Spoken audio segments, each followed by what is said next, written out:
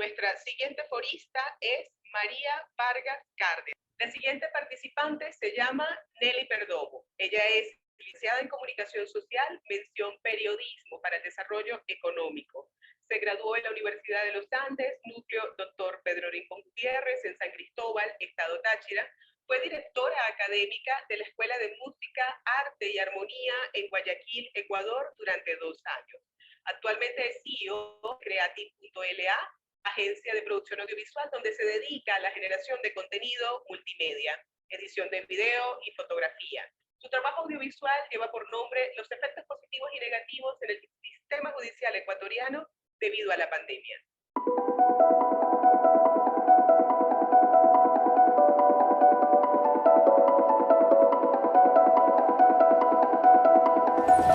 Tuvimos un inconveniente en una casa en donde se estaba llevando una fiesta clandestina. Es así que fuimos recibidos con botellas, insultos y agresiones. Algunos uniformados e incluso un camarógrafo resultaron heridos a causa de la agresión por parte de ciudadanos que se encontraban incumpliendo las normas sanitarias y de seguridad. En Ecuador, docentes, comunicadores y universitarios han vuelto a marchar este martes para denunciar irregularidades que encubren despidos intempestivos. Las manifestaciones fueron convocadas por la Asociación de Trabajadores de la Comunicación del Ecuador, bajo el lema Por la Justicia y la Dignidad, y tuvieron lugar en las afueras de la Fiscalía General. Denuncian la incertidumbre en que están los trabajadores en medio de la pandemia y exigen que se investiguen las irregularidades en sueldos cancelados. Hola, mi nombre es Nelly Perdomo y hoy vengo a conversar con dos abogados acerca de lo que han sido los cambios positivos y negativos en el sistema judicial ecuatoriano debido a la pandemia del COVID-19.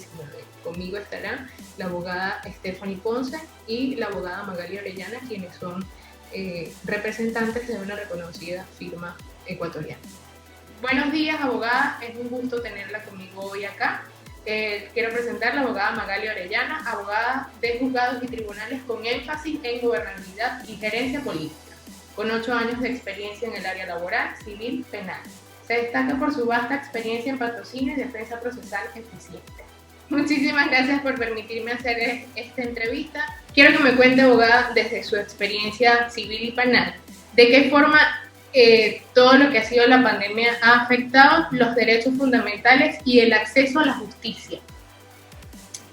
Bueno, buenos días. Muchísimas gracias a ustedes por la entrevista. Dentro de lo que cabe, estoy aquí para poder disipar ciertas inquietudes y a la vez también dejar claro ante todos ustedes que el impacto que ha tenido esta pandemia, que es conocida a nivel mundial, ha sido definitivamente uno de los puntos más fuertes por los que hemos tenido que pasar legalmente hablando, en virtud de que separamos los dos puntos de vista. El área civil. Si bien es cierto, el área civil es una de las áreas más afectadas. ¿Por qué? Porque hemos tenido varias paras de acceso a la justicia, hemos tenido vacancias judiciales que no se vieron en años anteriores. La última vacancia judicial que la tuvimos el 17 de marzo hasta el 1 de abril. Paramos bastantes días en los cuales no tuvimos acceso a revisión de expedientes, acceso a audiencias, no tuvimos acceso a presentar escritos ni siquiera por vía electrónica. Es decir, que esta pandemia lo que hizo fue retrasarnos aún mucho más los procesos, ya que todas esas audiencias que estaban ya previstas y ya contábamos con unas fechas, tuvieron que ser removidas. Y lo peor de todo esto es que no se nos da una audiencia en una forma rápida. Se tienen que esperar 30 días más, 60 días más, 90 días más. Es decir, que si bien es cierto, tenemos acceso a la justicia, este acceso se ve limitado, lo que definitivamente crea una especie de pánico también, tanto en el denunciante, en el demandado como en el demandante, ya que no podemos tener una respuesta rápida, no es decir que no sea eficaz, no que es rápida a nuestros requerimientos. Eso es en el ámbito civil. El ámbito penal no ha parado mucho en cuanto a poner unas fechas para audiencias, pero sí se ha detenido en virtud de ¿qué? De que como ahora hacemos las audiencias por bioseguridad, las hacemos por un Zoom, las hacemos por plataformas electrónicas, las hacemos inclusive por videollamadas, no siempre esta tecnología o no siempre estas plataformas nos dan toda la ayuda, ya que se caen las señales. debido a la gran demanda que tenemos de personas que estamos conectadas en estas redes para hacer una audiencia telemática, se caen estos links, se cae este Zoom y se caen las videoconferencias. Es decir, nuevamente paramos con las audiencias y tenemos que fijar fechas posteriores. Aparte de esto, que tenemos que ver que estas fechas no coincidan con que las salas telemáticas estén ocupadas, lo que hace que una vez el derecho tanto del procesado como el derecho de la víctima se vean afectados, no vulnerados, no se confunda, no se vulnera un derecho, se afecta un derecho en virtud de que tenemos que extendernos plazos más allá de los que ya teníamos previstos. Estos dos son los impactos más fuertes que tenemos a nivel de tiempos en materia civil y penal. Ya. ¿Cuáles han sido los cambios, abogada, a los que usted ha tenido que adaptarse desde que inició el confinamiento? Definitivamente yo sigo insistiendo en lo mismo y es en los tiempos, en los plazos, en la fijación de horarios, como se nos dice ahora, de horarios para poder acceder a una revisión de expedientes. Antes usted se acercaba a la unidad judicial, daba su número de juicio y le decían que por favor espere unos minutos para darle el expediente. Ahora tiene que agendarlos, ¿no? Con días de anticipación y nos ponen una fecha y una hora límite. ¿Y por qué nos tenemos que adaptar? Porque nosotros los abogados trabajamos mucho con tiempos, trabajamos mucho con espacios y tenemos que dejar de hacer una actividad para hacer otra, porque resulta que ahora nos hemos visto también, nos hemos visto afectados porque la mayoría de los procesos son públicos, es decir, que una vez que están siendo conocidos en el área civil, laboral o en el área de niñez, siempre y cuando no acarree violencia, estos debían de ser entregados a que las personas lo revisen, sea un asistente, sea un abogado, sea el actor, sea el demandado. Ahora no. Ahora nos están cambiando la modalidad y nos indican que solamente el abogado o el actor o el demandado puede revisar los procesos. Es decir, que nos acarrea todavía un espacio más de, llamémoslo, pérdida de tiempo. Entonces podríamos decir que las audiencias y juicios virtuales han sido una herramienta. Solamente, a ver, me rectifico en algo, que solamente es cuestión de adaptación.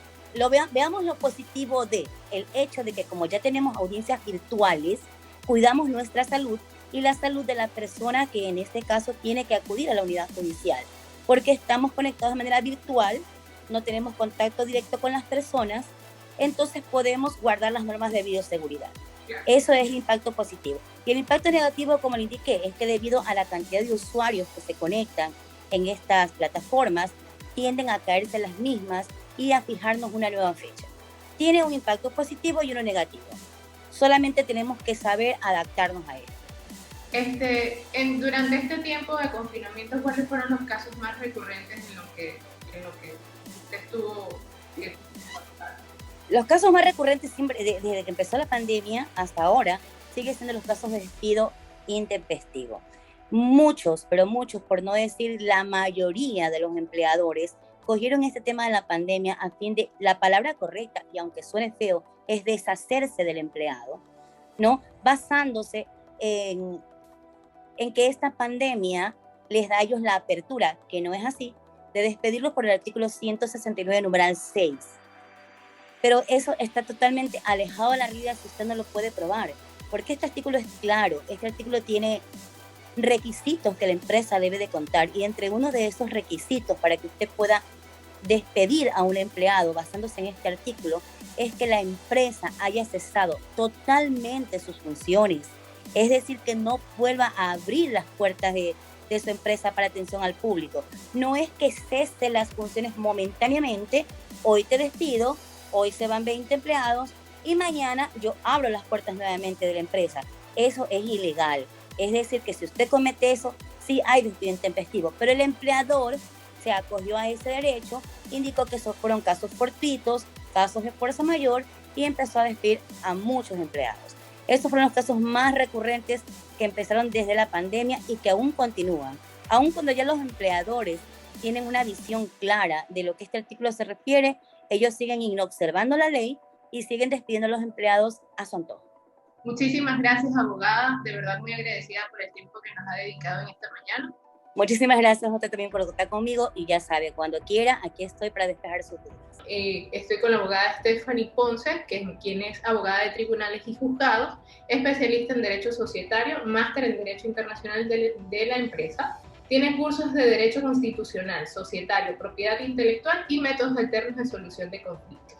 Muchísimas gracias, abogada, por permitirme darme esta entrevista en este día. Quiero que me cuente un poquito de qué forma fueron afectados los derechos fundamentales y el acceso a la justicia durante este último año.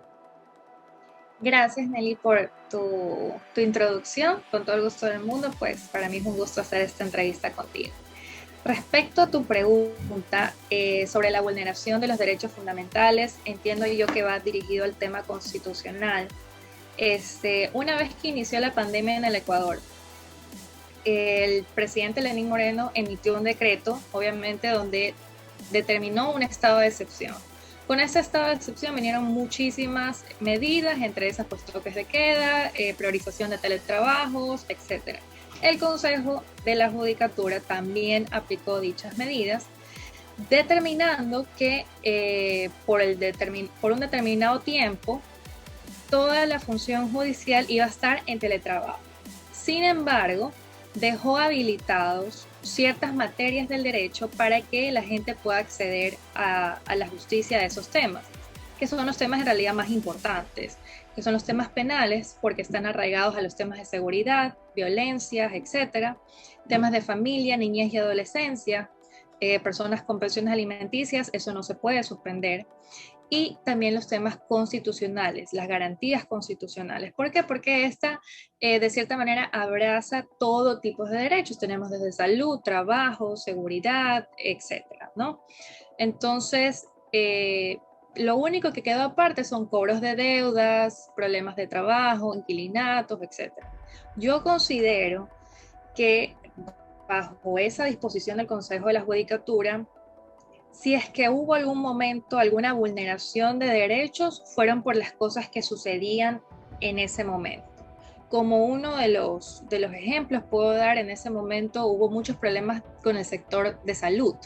Las personas, los médicos que no les daban, por ejemplo, las mascarillas, no tenían guantes, ahí estaban vulnerando también derechos de estos médicos y obviamente pues se iniciaron las acciones en los casos que correspondían. Pero todo fue a demanda de lo que sucedía en ese momento, más no cosas que podríamos decir que en días normales sucederían. ¿Cuáles han sido los cambios que como abogada a los que han tenido que adaptarse desde que inició el confinamiento?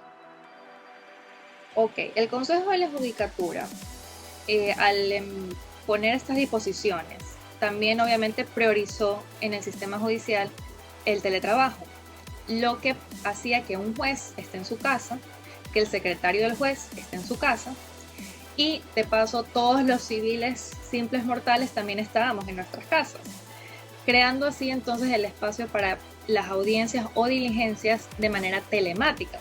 ¿Okay? En esas audiencias telemáticas nosotros teníamos que realizar el mismo proceso que hacíamos en una audiencia de manera física, solamente que ahora de una manera digital. Teníamos que conectarnos, ellos crearon una plataforma que se llama Polycom y esa era la oficial para realizar las audiencias, pero ese fue uno de los primeros cambios. También los métodos para impulsos teníamos que enviarlos a un correo electrónico, que usualmente eso siempre se hace de manera física, pero fue la digitalización o de alguna manera aliarse a la tecnología para que la justicia no pare, no se frene de alguna manera. ¿Que las audiencias y juicios virtuales han sido negativas o han sido positivas? Hay varias opiniones respecto a esto.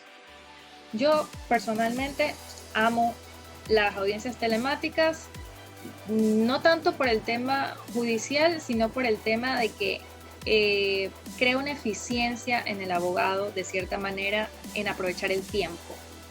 Hay veces que yo puedo tener 3 audiencias, una que es en Quito, otra que es en Babahoyo y otra que es en Guayaquil, el mismo día y desde el mismo lugar. Y no vulnero la defensa de ninguno de los clientes.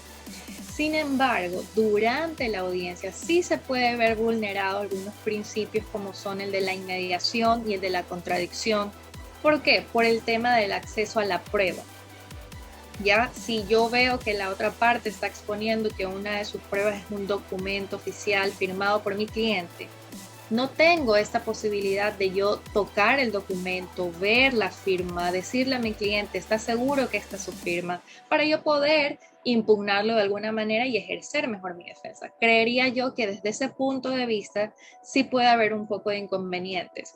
Lo que también considero más allá, creo que la audiencia telemática no es mala.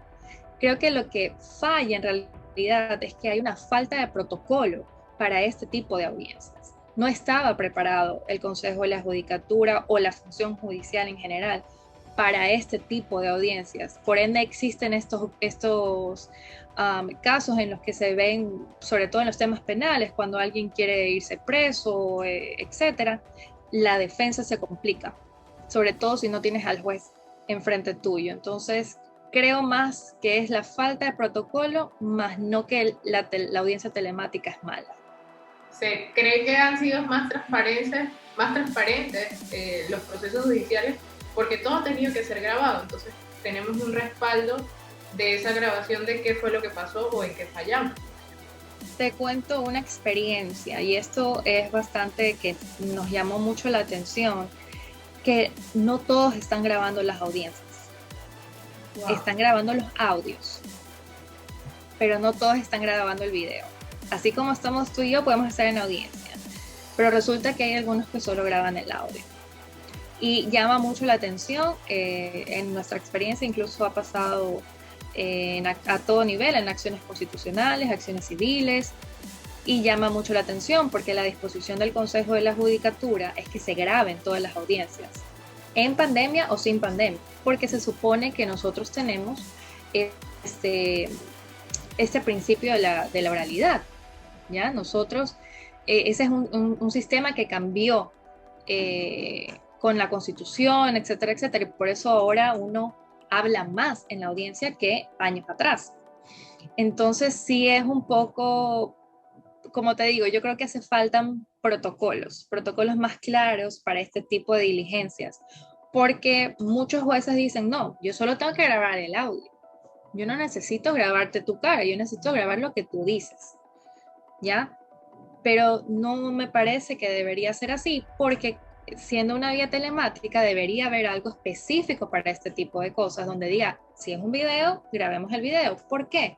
Porque si yo estoy mostrando una prueba en pantalla, digamos que yo comparto pantalla con alguna de mis pruebas, se tiene que ver que yo exhibí mi prueba, que el juez la está leyendo, que la otra parte también tiene la oportunidad de verlo. Y si no, que haya hecho hincapié y decir, no puedo ver, señor juez, está borroso, no se entiende, ese documento, lo que sea, es falso. Y en ese caso yo sí creo que hay que mejorar ese tema, porque no todos los jueces están haciendo la grabación de los videos. Por ende, el tema de la transparencia no es tan 100%, es solo audio, en muchos de los casos. ¿Y puedes decirme cuáles fueron los casos más recurrentes durante el confinamiento? Creo yo que hubo mucho el tema de la seguridad. Se alzó mucho la tasa de violencia intrafamiliar. En las noticias salía el tema de muchas mujeres que fueron puestas. Uno tenía que estar encerrado para protegerse de un virus, pero muchos se encontraron pues en una situación donde hay algo más peligroso que el virus en su propia casa. Entonces, esa fue una de las situaciones más altas y salió en las noticias. El tema también de la salud en los médicos, no se les garantizó sus derechos constitucionales, no les brindaron los medios para ellos protegerse, y siendo ellos de primera línea, pues atendían a personas contagiadas, etcétera. Hubo mucho desorden en el tema, por ejemplo, ahora hablando ya de las víctimas, personas que no encontraron a sus seres queridos, no saben a quién enterraron, no saben a quién recibieron. Ocurrió un caso donde una persona pues tenía las cenizas y resulta que después llama a la persona que estaba en la clínica y estaba viva y tenía las cenizas de no sabemos quién en su casa. Entonces hubo fallas del Estado, por los cuales obviamente también se iniciaron acciones constitucionales por ese tema. Entonces está muy ligado el tema de la seguridad, el tema de la salud y el tema de los derechos constitucionales a la par. Entonces el tema penal también fue bastante fuerte. Creo yo que fue un momento donde con tanta contención se afloraron muchas cosas, pero muchas cosas feas, casos feos, por así decirlo. Entonces, yo considero que esos son los casos más recurrentes durante la pandemia. Sí, entonces, muchísimas gracias, abogada, por su participación, por darnos una idea de lo que está pasando desde el punto de vista judicial y de lo que ha pasado en el último año. De verdad, muy agradecida por su tiempo. Gracias a ti, Nelly, con todo el gusto del mundo. Gracias.